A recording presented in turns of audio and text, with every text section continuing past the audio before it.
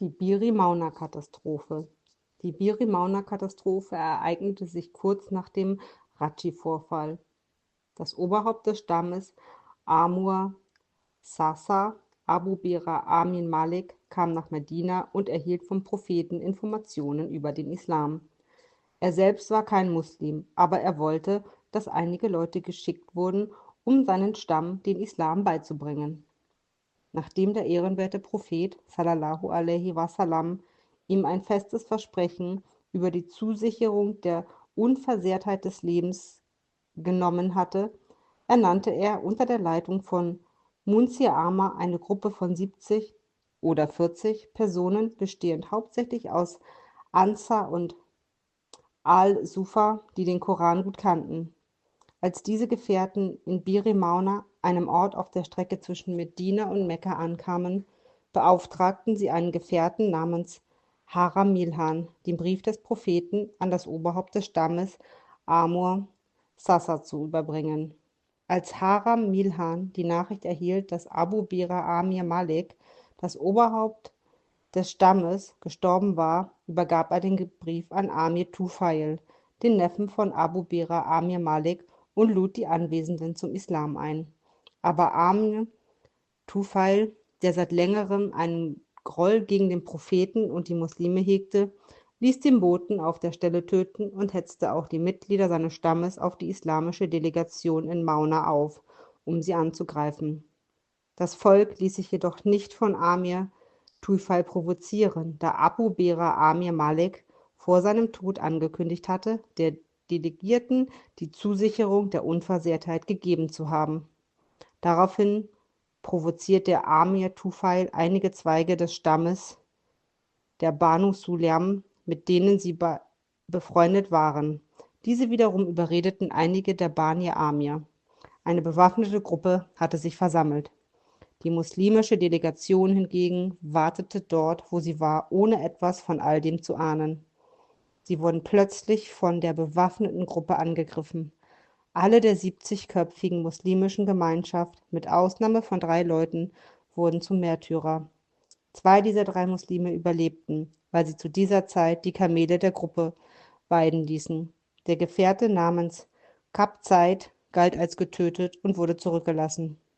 Einer der beiden Überlebenden, Munsir Mohammed, konnte das Martyrium seiner Freundin nicht tolerieren und griff die Polytheisten an, wobei er ebenfalls zum Märtyrer wurde.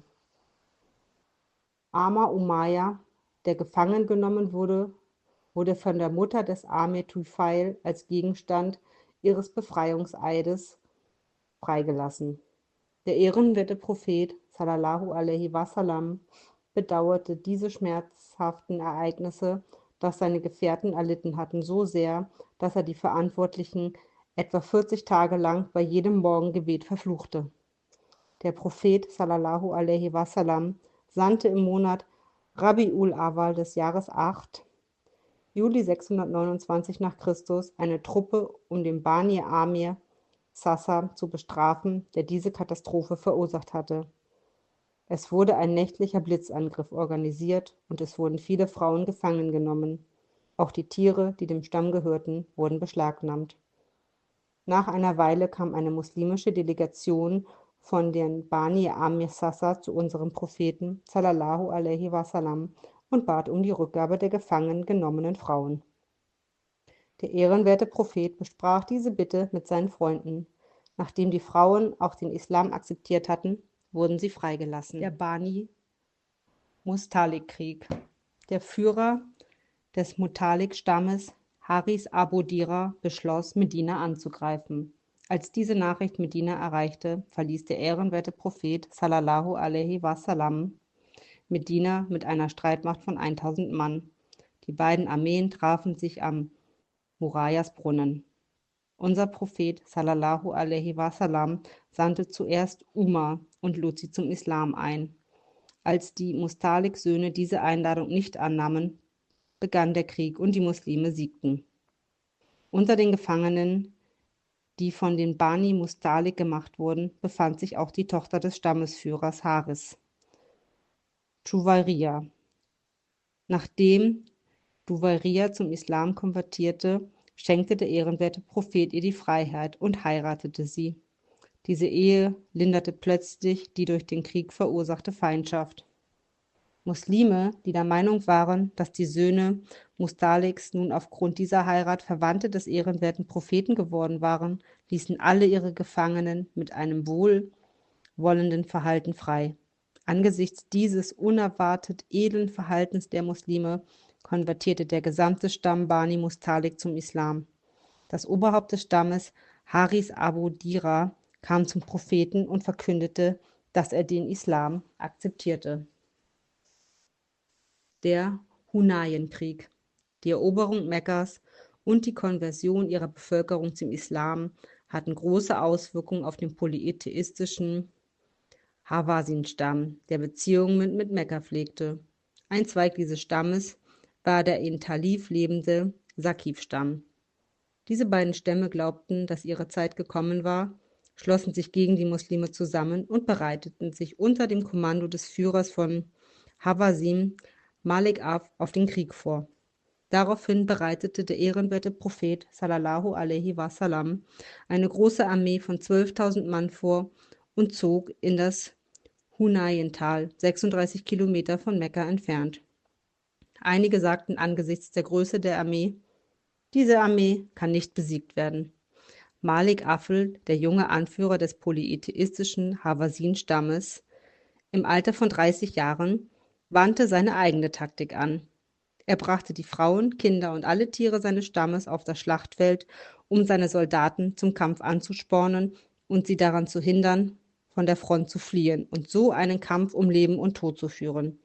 Der Grund dafür war, dass die Soldaten selbst in einer aussichtslosen Situation nicht fliehen sollten. Er ignorierte die folgende Warnung des feindlichen Kommandanten Duraid Sime, der ein alter und kriegserfahrener Soldat war. Es gibt nichts, was einen besiegten Soldaten zur Umkehr bewegen kann. Nach der Zerstörung des Götzen Usa haben sich die Söhne Saqifs aus Befürchtung, dass auch ihr Götz namens Lat zerstört werden würde, dem Volk der Hawazin angeschlossen. Der Feind überfiel die islamische Armee und wartete, während er seine Bogenschützen an einer engen Stelle im Hang des Hunayn-Tals postierte. Am 11. Schawwal 8, 1. Februar 630 nach Christus, betrat der Vordertrupp unter dem Kommando des Khalid Walid in der Abenddämmerung das Tal. Sobald die islamische Armee das enge Tal betrat, wurden sie von beiden Seiten mit Pfeilen beschossen.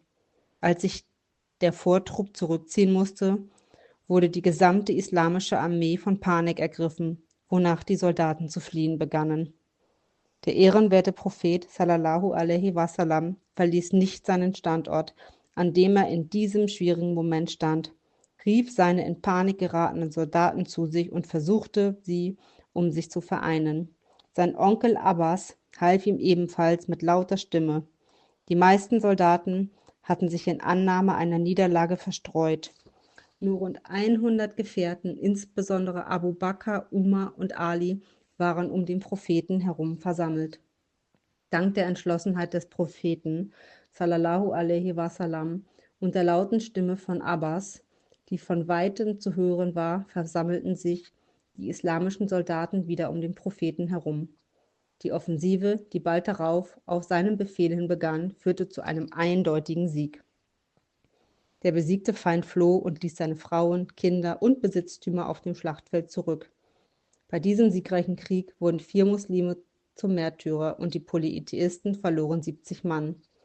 In den Versen 25 und 26 der Sura at-Tawbah wird bezüglich der Gründe der vorläufigen Niederlage während des Krieges und des am Ende erzielten Sieges verkündet. Wahrlich, Allah verhalf euch schon auf vielen Schlachtfeldern zum Sieg, so auch am Tage von Hunain, als ihr auf eure Überzahl stolz wart. Doch sie nützte euch nichts, und die Erde wurde euch eng, trotz ihrer Weite. Dann kehrtet ihr den Rücken zur Flucht. Doch dann sandte Allah seine große Ruhe auf seinen Gesandten und auf die Gläubigen nieder und schickte Heerscharen herab, die ihr nicht saht, und strafte die Ungläubigen. Das ist der Lohn der Ungläubigen. In der Hunayn-Schlacht wurde eine große Anzahl Gefangener und viel Kriegsbeute gemacht, da der Feind selbst alle seine Frauen, Kinder und Waren auf das Schlachtfeld gebracht und nach der Flucht zurückgelassen hatte. Unser Prophet sallallahu alaihi wasallam befahl, die Gefangenen und die Kriegsbeute in einem Lager in Jirana unter Schutz zu stellen, um den flüchtenden Feind zu folgen. Der größte Teil der feindlichen Armee floh mit ihren Kommandanten nach Taif, einige nach Aftas und der Rest nach Nala. Am Tag nach dem Krieg marschierte der Prophet sallallahu alaihi wasallam, der eine Einheit nach Aftas und eine andere Truppe nach Nala sandte, mit dem größten Teil seiner Armee die Taif-Belagerung. Diejenigen, die im Hunayn-Krieg besiegt wurden und flohen, stellten eine neue Gefahr dar, da sie sich den anderen islamfeindlichen Stämmen anschlossen. Die Bewohner Taifs standen an erster Stelle dieser Stämme. Das Volk Taifs hatte seit dem 10. Jahr des Prophetentums, 620 nach Christus, seine Haltung gegenüber dem Islam deutlich gezeigt. Dichter, die den ehrenwerten Propheten und die Muslime verspotteten, sowie verschiedene Menschen und Gruppen, die gegen den Islam agierten, suchten Zuflucht in Taif.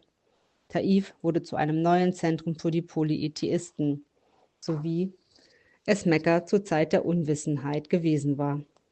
Unser Prophet sallallahu alaihi wasallam beschloss, nach der Hunayn-Schlacht in Taif einzumarschieren. In der Zwischenzeit gewann die Einheit, die nach Aftas gesandt wurde, um die flüchtenden feindlichen Streitkräfte zu verfolgen, den Kampf mit den Hawazin. Auch die hier gemachte Kriegsbeute und die Gefangenen wurden in das Lager Jirana gebracht.